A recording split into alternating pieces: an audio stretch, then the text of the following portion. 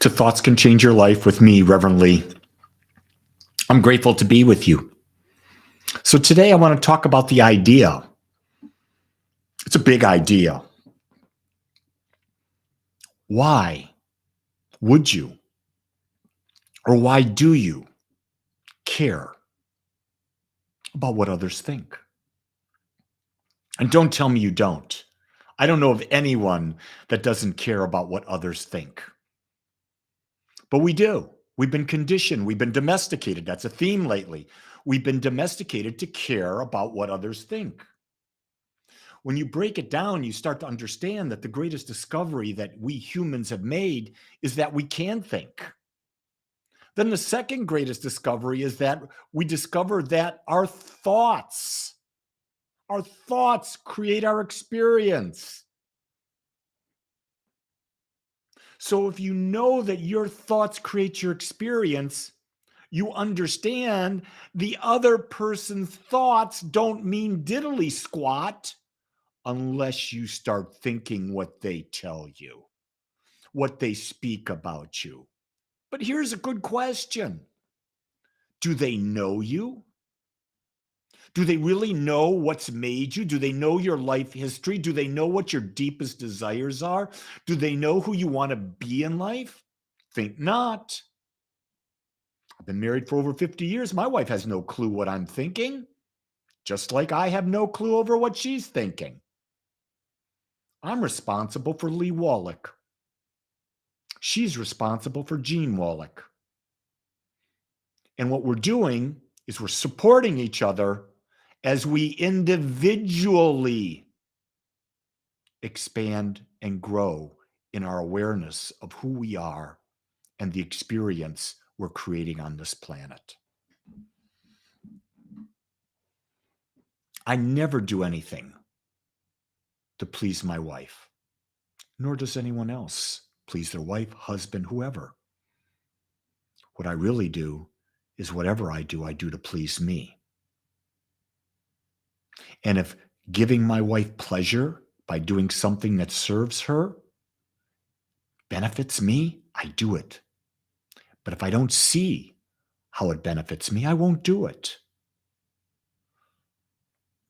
See, if you have the view that you are a loving, caring, compassionate individual, then being of service to others is your choice. It is not an obligation forced upon you. You see where I'm going with this? What matters is what you think.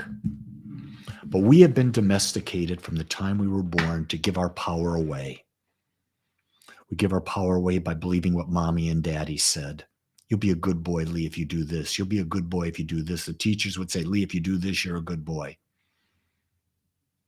It's like my dad said, if you get good grades, Lee, you'll make me very happy, and I'll give you a quarter for every A. That's how old I am, a quarter for every A. Ask me how many A's I got. A couple, not a lot. Why? Because I didn't care. I didn't care about school. That was my dad that wanted the grades. You see, for me, education was, what am I getting from it? What am I learning? And I learned where it was expansive. I can tell you that in all of my high school, 4 years, 9th, 10th, 11th, and 12th grade, I was told I was very bright, and I was told that I am underperforming. Inside, I laughed at it. I laughed at it because I wasn't underperforming. I didn't care about the classes. The classes they wanted me to care about, I could care less about. But here's something. In my senior year, there were 2 classes and they were back to back.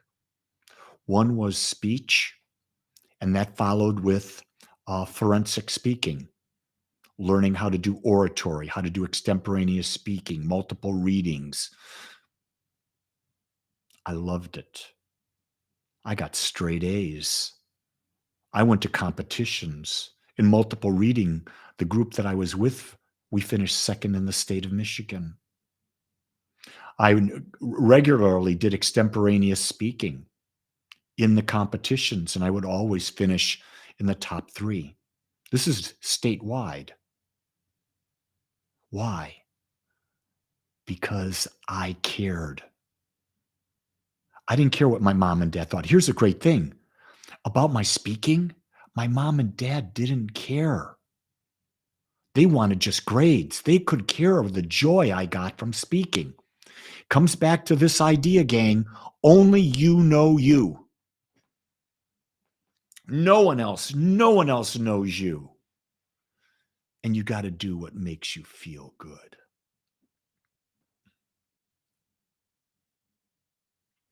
Don't give your power away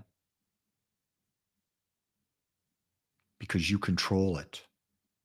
Don't think anyone else does. You control whether you give your power away, and you give it away by caring what others think. Now, let me be clear. I do not mean to go out and say things that hurt people, deliberately hurt people.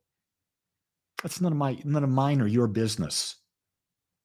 If people ask you for feedback, give it. If they don't ask you for feedback, keep your mouth shut. You got enough to worry about creating the new you, creating the more expansive you. That's a full-time job. Building a belief is a 24/7, 365 job. And we understand, if you've been following me, beliefs create our experience. It is done unto you as you believe. But if you give your power away to what others think, you're building beliefs that are other people's beliefs, not yours. And so you're going to get someone else's life. And that's not going to be very fulfilling. Because why? Because you're unique. There's no one like you on the planet.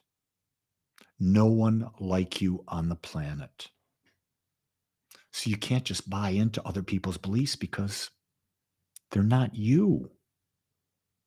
Why would you sacrifice you? You were created unique. You were created special. Special. You are a special person. And you know how you're special? With your uniqueness. Stop conforming.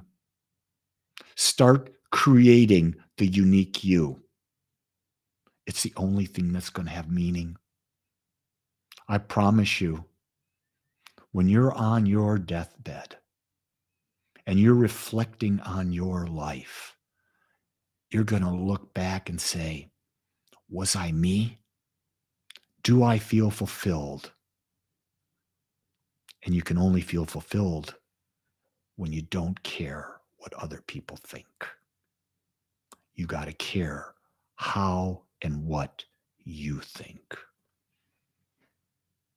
It's a tough thing because you're going against the grain. You're going against society because society has been domesticated. Think about it. The political parties want you to believe what they want you to believe. The doctors want you to believe what they want to believe. The schools want you to believe what they want you to believe. The businesses want you to believe what they believe. The businesses want you to believe today. Here it is. I'm going to buck you. I'm going to buck you right now. Businesses want you to believe today that they have justified their price increases because of the cost of goods. That's pretty good until you associate the fact that why are they making record profits then? You see, my friends, it's about thinking for yourself.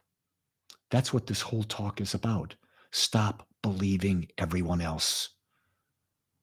You question. You've got a mind. Your mind is more powerful than the most powerful computer out there. You think it's time we ask it some good questions? Because it's got some really good answers. And answers that are perfect for you. Because only you know what you want from the computer that is your mind.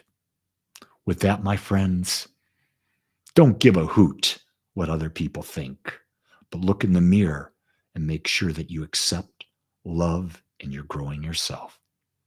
Make it a great day. Only you can. Aloha.